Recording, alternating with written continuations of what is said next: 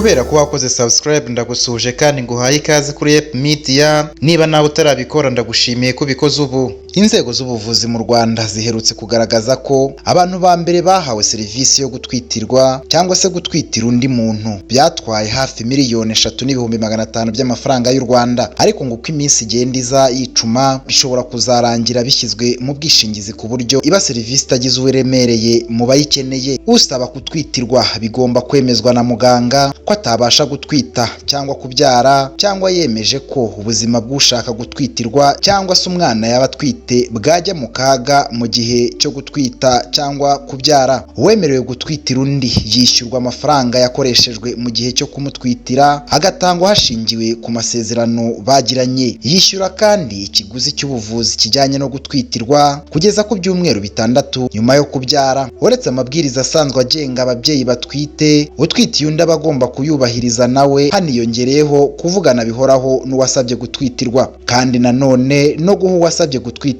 umwana wavutse akimara kuvuka keretse uwasabye gutwitirwa abihisemo ukundi. Kuwa 5 Ugushyingo mu nteko ishinga amategeko ku mutwe w'abadepite hageze umushinga w'itegeko rigena serivisi z'ubuvuzi rizasimbura iryo mu 1998 ritakijyanye n'igihe. Uyu mushinga w'itegeko wamaze gushyikirizwa komisiyo ifite mu nshingano ibyerekeye n'ubuvuzi, ndetse kandi mu gihe watorwa nta ngingo n'imwe ivuyemo watuma habaho impinduka mu bijyanye n'iyororoka ry'abaturage mu gihugu cy'u Rwanda. Mu gihe ibiteganywa n'uriya mushinga washyikirijwe inteko ishinga amategeko umutwe w'abadepite bitaremezwa ngo bibe itegeko, kubyara no kugira umwana ni umugisha, kandi nubwo urubyaro ruturuka muri iki gikorwa, menya kwiteka intego y'imibonano mpuzabitsina atari ukubyara byonyine. Ingengeri isona mbere yo gukora imibonano mpuzabitsina hagamijwe kubona umwana ni ingengeri y'ijambo ryitwa ibyishimo nshimishamubiri. Ubusanzwe ubushakashatsi mu mitekerereze ya muntu buvuga ko iki ari igikorwa abantu bishimira cyane nyuma y'igikorwa cyo kurya. None se byumva ute iyo bavuze ngo uriya abishya imibonano mpuzabitsina?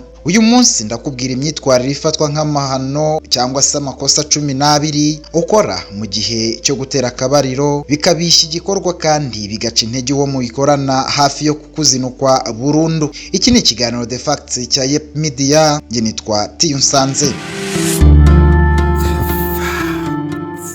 Ikosa rya mbere: kureba ku gihe buri kanya. Guhangayikishwa no kumenya habaye ryari cyangwa iminota ishize wowe na mugenzi wawe mukora imibonano mpuzabitsina ni ikosa rihuhura neza ibyishimo bye ku buryo yumva nyine n'ubundi ibyo ari gukora byose arimo atakaza umwanya we. Ibi bimuca intege cyane ku buryo abona ko nta gaciro wamuhaye, ahubwo ibitekerezo byawe byibereye muri gahunda zindi, bityo ubutaha gukorana nawe imibonano mpuzabitsina rwose ni igikorwa aba yumva yuko yakora yabuze andi mahitamo ye. Niba muri gutera akabariro biharira uwo mwanya kandi ibindi bize kuza nyuma, ariko ku kanya ubyirinde. Ikosa rya kabiri: kurambirwa igikorwa ukanabigaragaza. Niba mugenzi wawe muri gukorana igikorwa ataragera ku byishimo bye bya nyuma, hagarika kwikunda no gutangira kwimyoza cyane, kumutegeka no kumubwira amagambo hamusaba kurangiza kubera ko nyine wowe wabigezeho mbere cyangwa se warangije mbere, bimuca intege rwose. Kubera uwo muco mubi ugira mu bihe bikurikiyeho, kubikorana nawe azajya bifata nko kwinjira mu cyumba cy'itotezwa rwose. Niba wamutanze kugera ku byishimo byawe bya nyuma, wimwinuba, ahubwo amufasha uko ushoboye nawe abigereho. Ikosa rya gatatu abantu bakunze gukora mu gihe cyo gutera akabariro cyangwa gukora imibonano mpuzabitsina ni ugukorora cyangwa kwitsamurira mu maso ya mugenzi wawe. Mu gihe wowe n'umwunganizi wawe muri mu gikorwa cyo gutera akabariro, uzirinde kwitsamura cyangwa ukorora umureba mu isura kandi ukabimukorera mu maso. Nyine ntabwo azabikubwira wenda, ariko nyine kuri we bizaba bimubangamiye, kubwe nyine ntiwakabikoze. Niba wumva kubihagarika byanze neza, mbese wumva ushaka gukorora cyangwa kwitsamura, wowe gera gutya urebe ku ruhande ubikora utamureba. Nubikora gutyo nta kibazo bizateza, ariko utabimukoreye mu maso kuko bituma umuciraho kandi bimwicira ubwuzu n'ibyishimo. Rero byitondere cyane. Ikosa rya kane abantu bakunze gukora nyine mu gihe cyo gutera akabariro rifatwa nk'amahano ni ugupimira ibyo wakoranye n'abandi kuwo muri gukorana imibonano mpuzabitsina ako kanya. Niba umukunzi wawe atari kugushimisha mu gikorwa murimo, ntabwo ari byiza rwose kumubwira ngo runaka na runaka bo bagushimishaga muri ubu buryo kandi ngo babikoraga neza, mbese ugasa nkaho uri kumuhanganisha n'abadahari. Kumubwira rero ngo ibi ngibi bo babigenzaga gutya na kuriya, ngo ubwo rero nawe nabikora atyo, ibyo wibimubwira rwose. Niba ubona ibyo murimo atari kukugerera ku ngingo, wowe bitware nk'uri kumubwira uburyo wumva mwabikoramo bundi. Kwitwaza amazina y'abo mwakundanye cyangwa abo mwabikoranye n'abo mwaryamanye mbere ye, uzabyirinde rwose kuko birimbura ibyishimo byanyu. Ikosa rya gatanu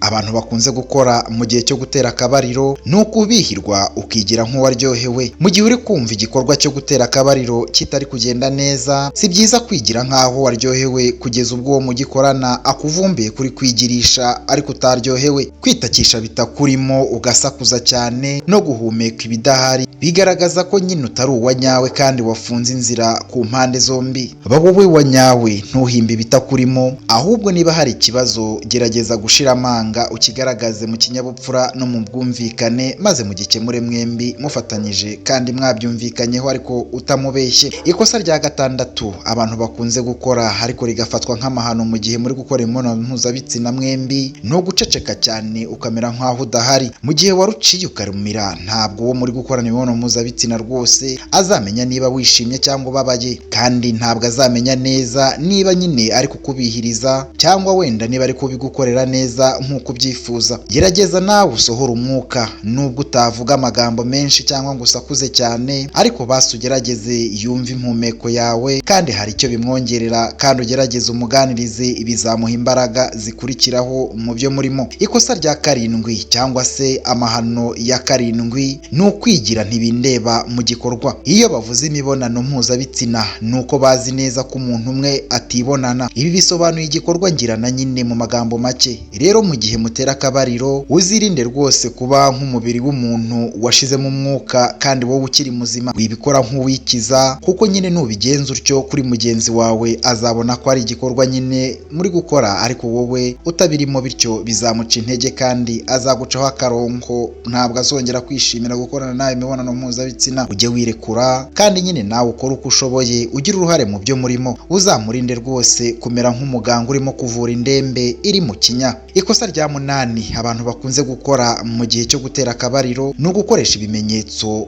kurusha kuvuga. Imibonano mpuzabitsina myiza niyumvikanyweho rwose n'impande zombi kandi zabyemeranyijweho burundu. Ibi bishatse kuvuga ko uwo mubikorana imibonano mpuzabitsina rwose muyikora mu bwisanzure kandi kabone n'ubwo byaba ari ubwa mbere mukwiye kubikora kandi mwabyumvikanyeho mwishimiranye. Bityo rero uzirinde gukoresha ibimenyetso by'isura nk'intoki n'amaboko, umunwa n'ibindi kandi uzi kuvuga. Kereka nyine niba uwo muri gukorana imibonano mpuzabitsina mutumvikana ku rurimi cyangwa nyine uzi neza ko afite ubumuga bwo kutumva. Icyo ufite kumenya ni uko kwerekana ibimenyetso gusa bidatanga ibisobanuro mu bundi buryo runaka wowe ushaka ko ibintu bikorwamo. Mu gihe uzi ko uwo mukorana imibonano mpuzabitsina nyine adafite ubwo bumuga nakubwiye haruguru, rwose wowe mubwira ikikubangamiye kandi nyine agihunduremo ikigushimisha kurushaho, kuko si umusazi, azaba yumva kandi yumva vuba. Ikosa rya 9 rifatwa nk'amahano mu gukora imibonano mpuzabitsina abantu bakunze gukora kandi bakigira nk'aho nta cyabaye, rimwe na rimwe ntibanabibwirwe na bagenzi babo cyangwa se umwunganizi wawe, ni ukwadukana ibishya ariko ukabikora utabivuze. Umugore wawe cyangwa umugabo wawe ntabwo ari igikoresho cyo muri laboratwari ugereraho ibikorwa byawe by'igerageza. Niba hari agashya wungutse ku buryo bwa pozisiyo cyangwa uburyo bukorwamo imibonano mpuzabitsina urenze ku buryo mwari musanzwe mubikoramo, yewe wibikora uhubagurika utanamubwiye wenda ngo amenye uko abyitwaramo. Burya nta muntu utagorwa n'ikizamini. Rero nawe ibyo uri gukora uri kumushyira mu kizamini rwose, kandi ibyo urimo nyine ababona ko ntaho abizi, mbese ababona wabaye undi muntu mushyashya mu maso ye.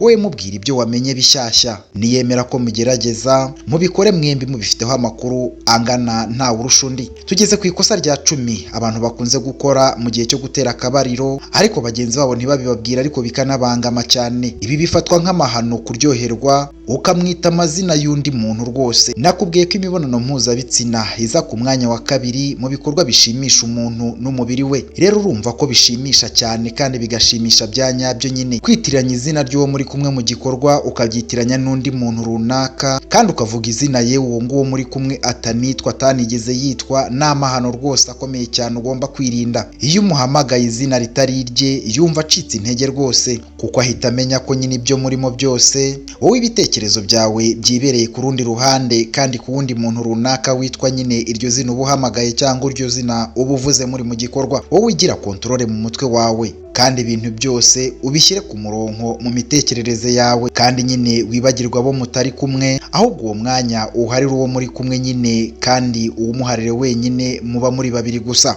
Ikosa rya 11 abantu bakunze gukora mu gihe cyo gutera akabariro, mu makosa 12 twakubwiye uyu munsi, ni ukudasoma mugenzi wawe cyangwa ngo unamukoreho mu gihe mutera akabariro. Mu gihe muri mu gikorwa cyo gutera akabariro cyangwa cyo gukora imibonano mpuzabitsina, ni byiza rwose gusoma umwunganizi wawe mu gikorwa, kumukoraho no kumusoma bikomeza kumutera akanyamuneza, mbese kumukora ku bice bigiye bitandukanye ibisembura ubushake ku mubiri we. Uzirinde rero gukora ibintu byose nk'aho uwo muri kumwe nyine ahanda cyangwa se afite amahwa ku mubiri we. Kwemera kuryamana nawe ni uko aba yabyifuje, nawe kandi ni uko uba wabyifuje, bityo mwembi muba mwabihisemo. Rero bizaganisha ahantu hatari heza mu gihe rwose umwirinda kandi ukanga kumukoraho. Ntabwo ibyishimo bye bizasendera, ahubwo azumva nyine ko utamukunze cyangwa utamwishimiye. Umubaze aho ashaka kumukora, kandi kumusoma bizamwongerera imbaraga kandi bizamuryohera kurusha uko byari kumera iyo utaza kubikora. Ikosa rya 12 ari naryo kosa rya nyuma turi buze kuvugaho, rifatwa nk'amahano mu gihe cyo gutera akabariro cyangwa gukora imibonano mpuzabitsina, ni ukwihutisha ibintu nk'uri kwiba cyangwa se nk'uwahanzweho. Imibonano mpuzabitsina ni igikorwa gitegurwa kandi gihabwa umwanya uhagije. Ibi bikorwa hagamijwe ko impande zombi zibonanamo kandi ko buri wese